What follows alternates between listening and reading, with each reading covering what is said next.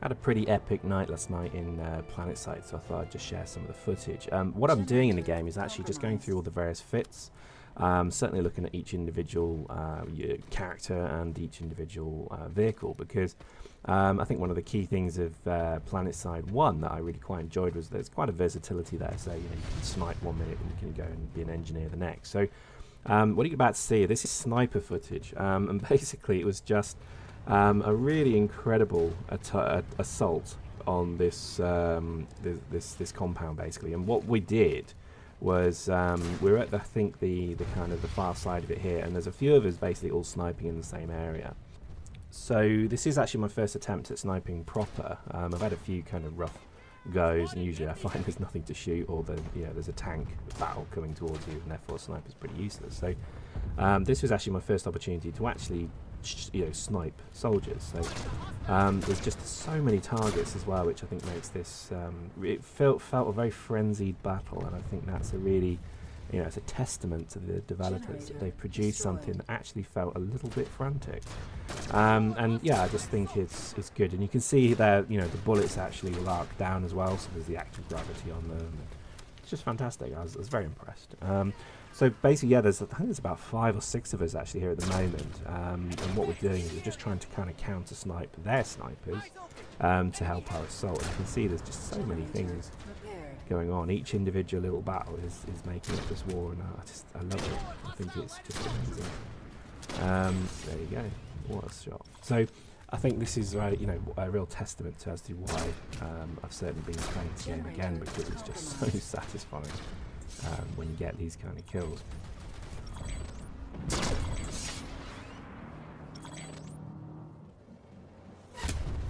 Right, so that was the sound of somebody counter sniping us. So I think I vaguely, yep, there we go. Brilliant. I shouldn't laugh, it's just funny. There's something very funny about it.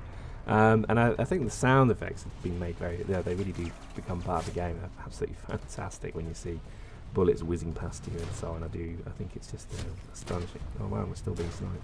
It looks like a trail. Let's see where he's sniping from. I think he's down there. And obviously I did this footage earlier, so I believe that's actually a stairwell where a lot of action happens over the next probably 10 minutes of the video, so we'll keep an eye on that one.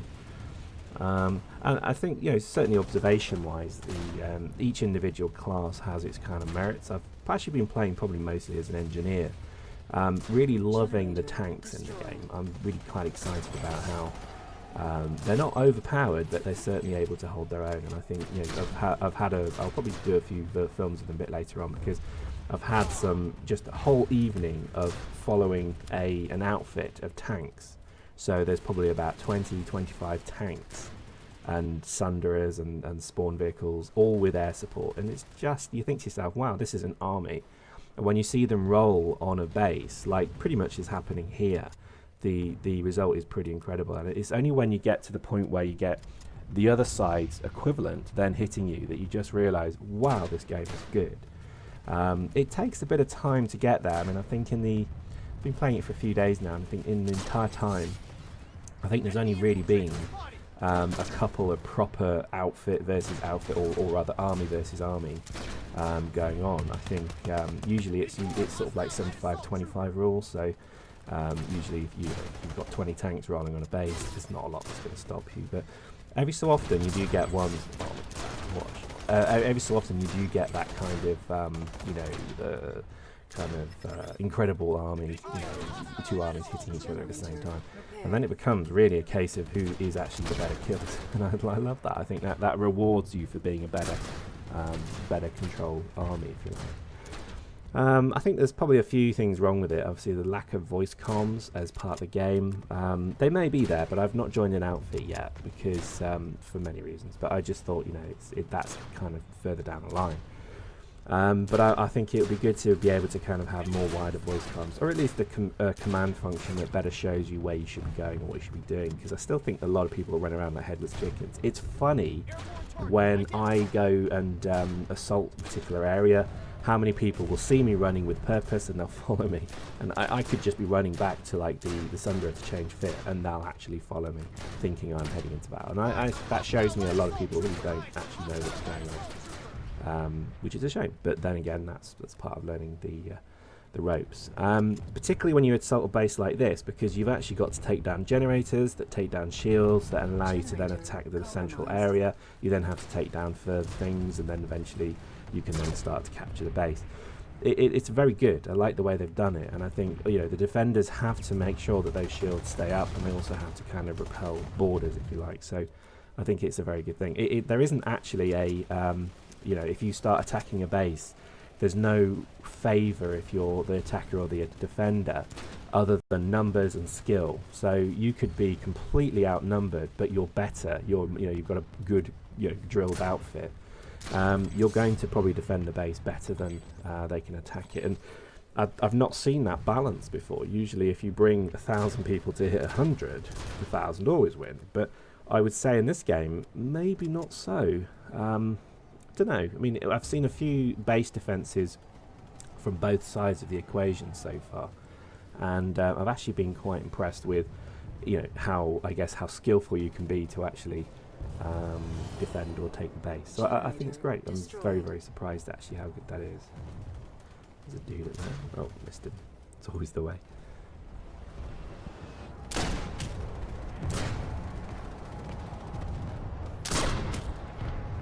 So you can see I'm getting a few shots on these people. Oh, I shot my own guy there. That's a bit dangerous. And I'm getting a few shots on these people. Oh man, Jesus, what's wrong with him? And basically, you need to upgrade all of your fits to make them just a bit better. At the moment, I'm level 9, but I've probably put all of my certifications, as they call it, into the Sunderer and into just generally the level 1 upgrades, which is something I'll maybe do a video of later. But what you do is, as you go through the levels, certain upgrades just become cheaper, so you can actually do them for 1 certification point, which is pretty cool. Oh my god, what's going on there? This is a time when I need my sniping to be good. Terrible. There is actually a stabilize key as well, so you can actually hold your breath, so it helps you sort of aim a bit. And I'm doing that, but not very well, as you can see. But there you go. This is the thing. I think, you know, sniping isn't overpowered. You have to be a good shot. You have to get the target right, and you know, for 1-shot kills, you have to headshot them pretty much, or if they like that. So basically, that was well timed. So so they've seen us now, and I've just gone up to battle rank. So this is where it starts to get a little hairy, and I've actually run out of ammo as well. So this is where I go back. If you're wondering what a Sunderer is, that's a Sunderer. It's basically a spawn. Well, it's an ATV actually. It's a, you know, kind of armored vehicle, but you can upgrade it to actually be a spawn base as well. So you can see there, what I've done is just change fits to get some more ammo. I don't think it's an exploit. Tell me if it is. I could have just become an engineer and dropped some ammo packs up here, but couldn't be bothered. So yeah, basically I've now tooled back up. And I think the thing with the ATV, or rather the Sunderer, why it's so important is because when you die, you just respawn back there. And this is why I put my skills into them, because you get a skill point bonus for every person that spawns there, but you can also upgrade it to be an ammo base as well, and so on. And I think there's something particularly quite useful with that.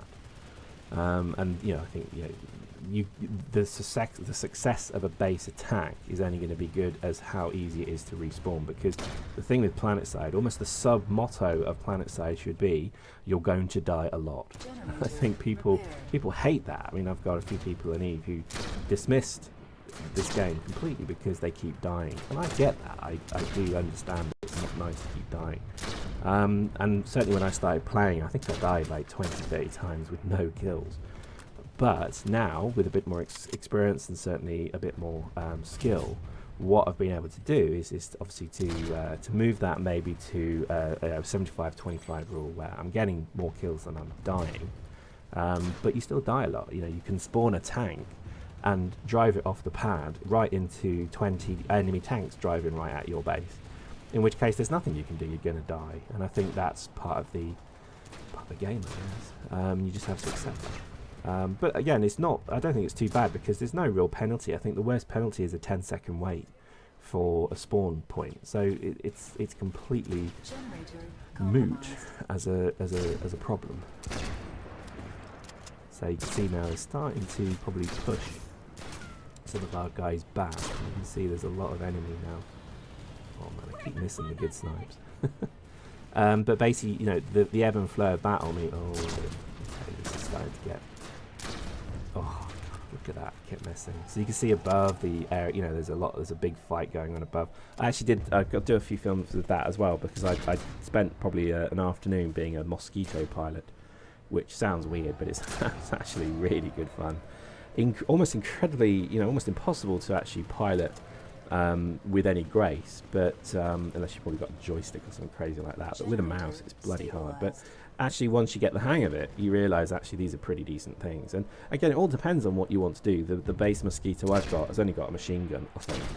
I didn't really, you know, experiment too much with it because I was basically dogfighting with other stuff. So it was just about getting their enemy planes down and protecting our stuff, and it was amazing. I've not had so much kind of fun watching as I'm swooping around and doing an aerial kind of attack, then seeing as they kind of strafe down into the base, seeing huge battles going on with tanks firing left and right, and I'm amazed at it. I really am blown away by it.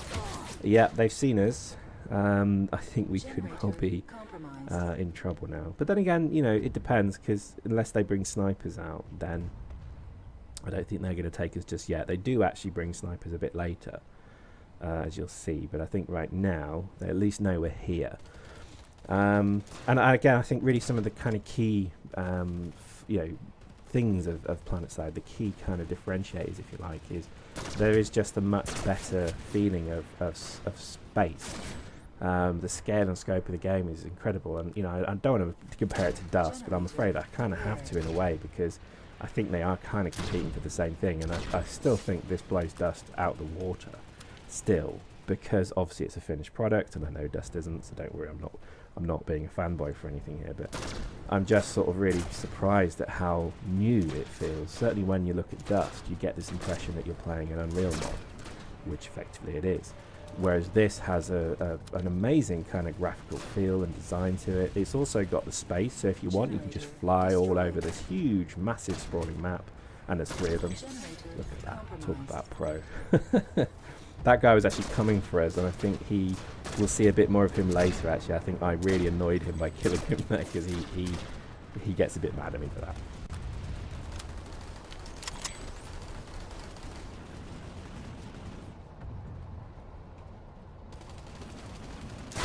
Oucharoo. So yeah, just got shot, and that's probably a sniper.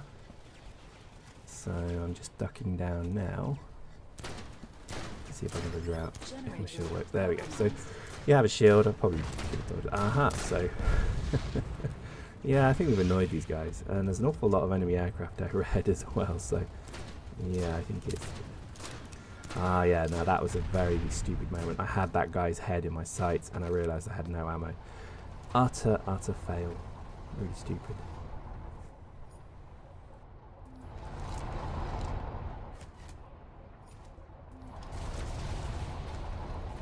Generator destroyed.